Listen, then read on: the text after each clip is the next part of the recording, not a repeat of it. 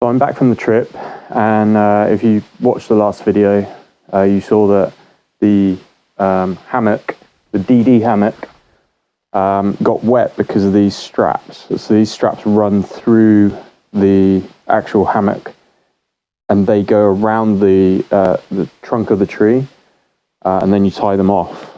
And it just means that you've got a continuous length of cord that the water can travel down. Plus they're quite thick, so they absorb the water, and even if you put drip cords along this length, some of the water passes through that and then starts to soak into the neck of the hammock.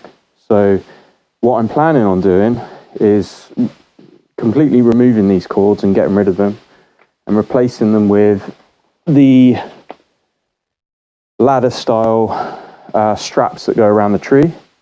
So on one end you've got, may as well unravel that, you've got one big loop, and the idea is that goes around the tree, and the other end you pass through the loop, and it will essentially tighten itself against the trunk like a noose. And as the hammock weight pulls on this, it will only tighten. And then you've got a series of laddered loops. This one's stitched. You can get ones that are actually woven, but this is stitched. And you essentially just attach the carabiner along here, and can adjust the height of the hammock and the tension in the hammock based on where you position this. So that kind of leaves what do you do at this end, the hammock part that attaches to this part of the carabiner. And so for that, I'm just going to use standard 4mm paracord. This one's rated up to 620 pounds breaking weight. So, I mean, 620 pounds is probably plenty just to do one loop through. And considering that it's at both ends, you should have double the weight, essentially, in theory. It's probably different in practice because of a number of factors, but what I'm considering doing, because this is so thin, I can double loop it through the hammock, which should give me even more than 620 at each end. So should something like 2 people sit on it at the same time, or I put my bag on there and it's full of something that's heavy and then sit on it and it just exceeds the weight, it won't snap. So that's what I'm gunning for. So yeah, let's get cracking. To really simplify this, what I'm thinking of doing is just attaching one end of this paracord to the end of this old existing cord, which is still wet, and just do a simple knot, and that should allow me to pass or pull the new paracord through as I pull the old cord out. And if it goes horribly wrong, I have a backup plan. So let's try.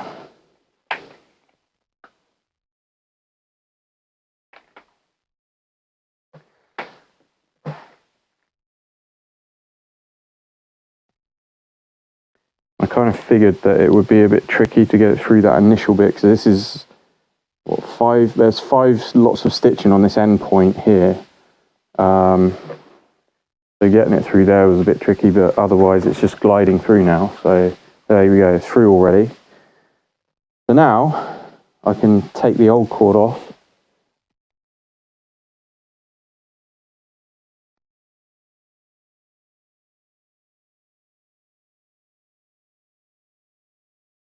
And then my plan is to repeat the process, but instead of tying it off to another cord, you just tie it along the length of this cord that I've already run through, and then just put it through again. And that will essentially double loop this thing.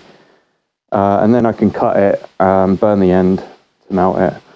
So let's give that a go. Let's change the angle here so that you can see what I'm doing. So I've already passed the initial bit of the cord through. So what I said I would do is tie this off here, on this end. So it's still attached to the actual reel. Now, the tricky part here is that this might just slide as I try and pull it through. So a little kind of workaround for that is to just put a noose knot in the cord that is going through. As long as it's tight enough and it's not too bulky, that all should just pull through. I mean, if you compare that with the knots to the size of the original cord, it's pretty much the same size. So I'm confident that even though I've got a whole bunch of knots here, this is going to pull through. So let's just give it a go. And again, it's this initial bit where we've got all the stitching on the end. It's quite rigid, but once it's through there, you can just pass it through.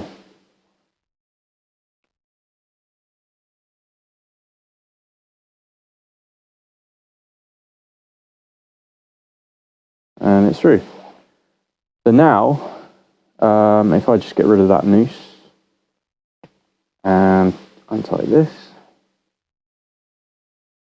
we've got 2 loops through the hammock, and all I need to do now is cut this end, obviously adjust the length. So if we pull that a bit tighter, because this doesn't ever need to be huge, and I can always untie it a bit if I need to like stretch it out to dry it or something like that. But as long as I allow myself enough of the cord to do that, that should be plenty there. It gives me quite a bit of length there to attach to the carabiner, and it's short enough that I'm not going to get too close to the tree, or run out of the ladders on the new cord. So let's cut this. So that I'm not wasting this, I'm actually going to pull it through the other way a bit first, just to shorten this length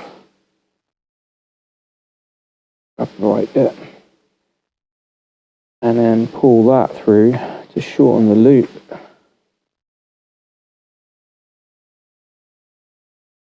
A bit more.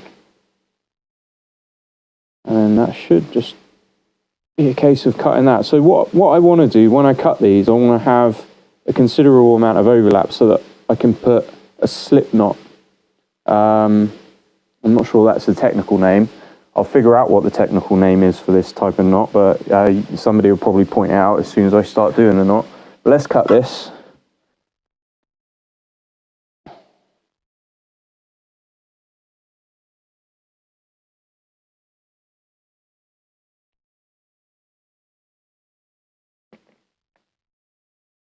And then get that end sorted out.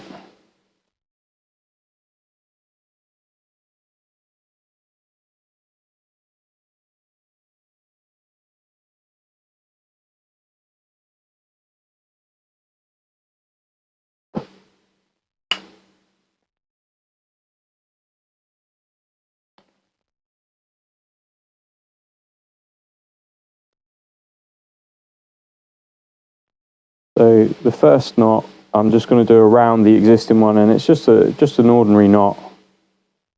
You don't need to double knot these or anything, because they actually tighten themselves as you pull on them. So that's a way down there, quite close to the end. I've actually done that around the wrong way. Let's do it correctly. So you have to make sure that as you tie this knot, that the end that's coming around is going over the top on the side away from where it will slide. You'll see what I mean by that when I put that through. So that's now correct. So now it's like, if you look at the length, it's naturally facing the right way. And then you just repeat the same thing on this side.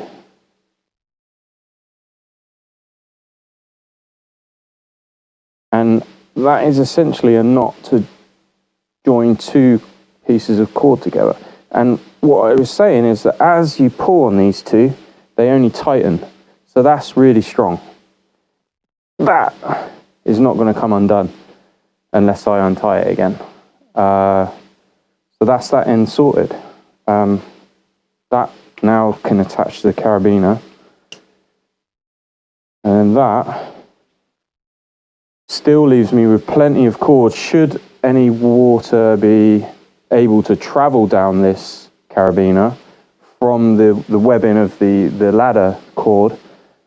I can still attach some drip cords to this part, and that will allow me to add runoff for any water that gets past. So I just need to repeat this on the other end. The other end's even more wet because at the other end I've got the actual cover, the sleeve for the hammock.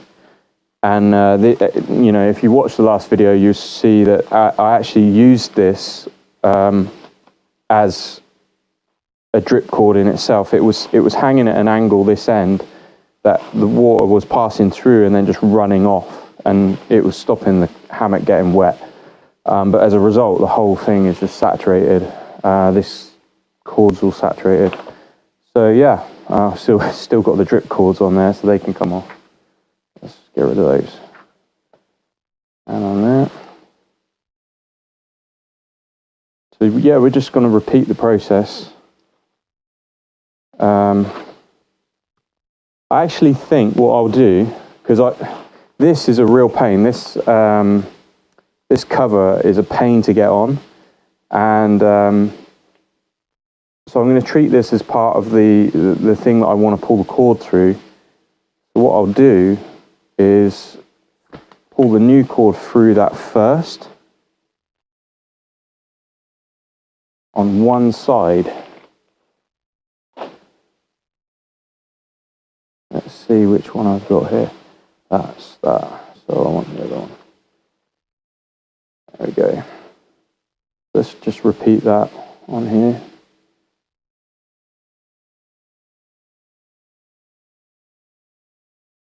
That's round the wrong way.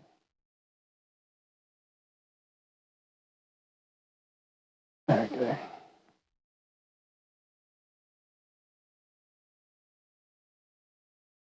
You can see how quickly that if you don't melt the end of the paracord, how quickly it frays, and then that starts to spread down the cord, and it will eventually lose its strength here at this point. So it's always best to just melt those off as soon as you can. I'll just cut this and do it now.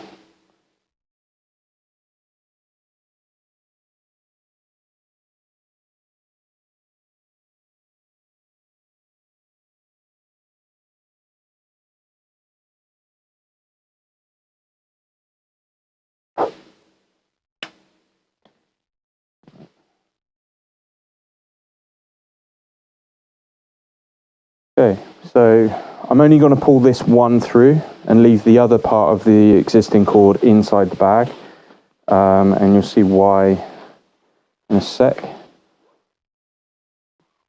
So that's through. That can come all the way out. And now I'm just going to pull it all the way through the hammock as well.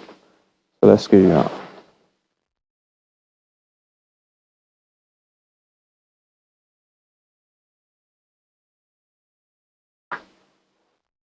Okay, that's through. Just pull the excess cord out. That can be untied.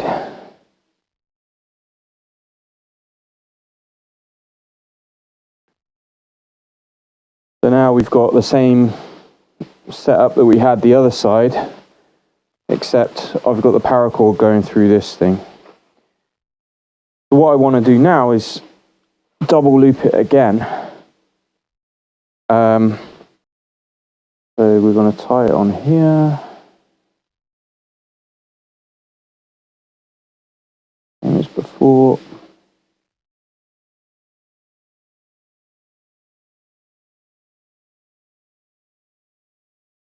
Do our quick release knot this side.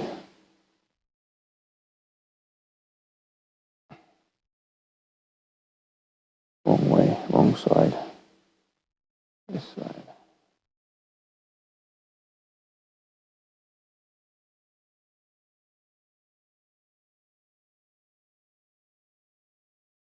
Okay. Yeah. Cool.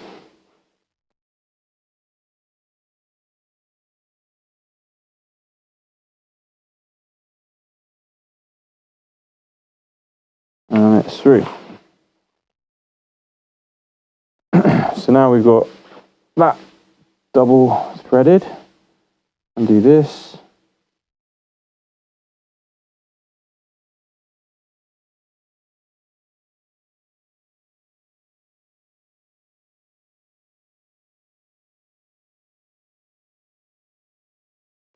Okay, so I left. Let's get rid of that. I left the part of the old cord running through the cover for this thing, because what we need to do is, once I have that loop, I want to thread the whole loop through the rest of the bag. And so, and I probably didn't need to run the paracord through, to be honest, but it's just easier if I do it that way, I guess. In fact, it's not, because I need to cut it, so that was a stupid idea. So let's just get rid of that. Shorten this first.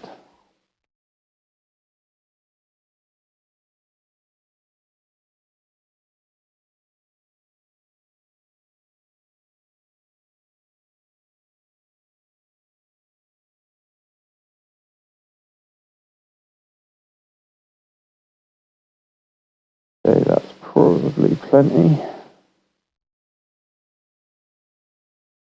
And let's cut that.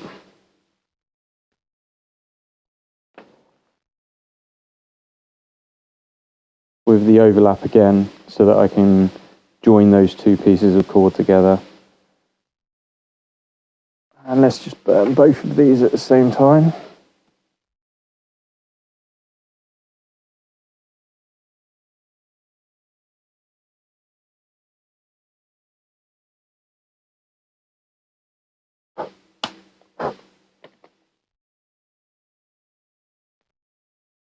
Okay. Same deal again.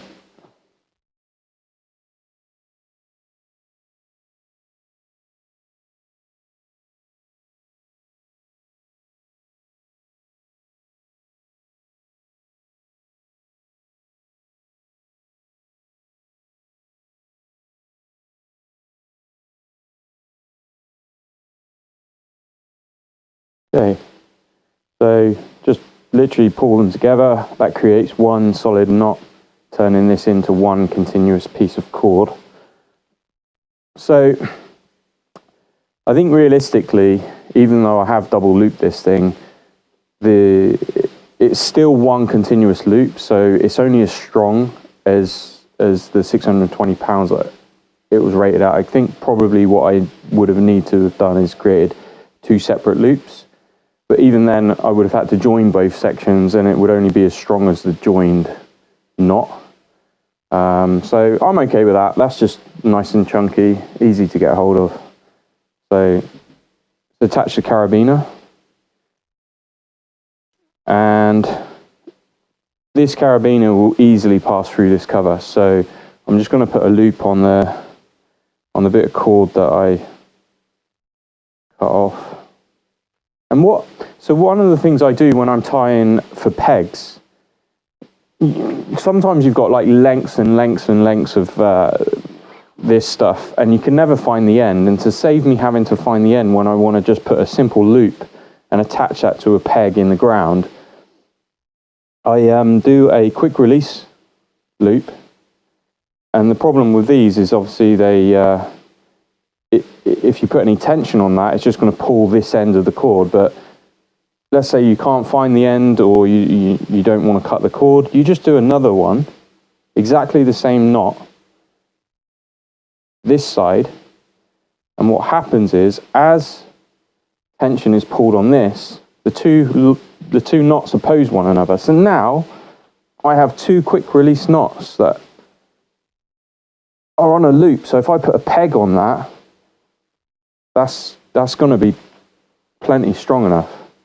So that's what I'm going to do with this. And then I can just, to undo that, You just pull on both of the opposite ends and the whole thing comes undone. I'll show you after I pull it through, otherwise I'll have to do it again. So let's get that on there. And then just pull that cord through the bag.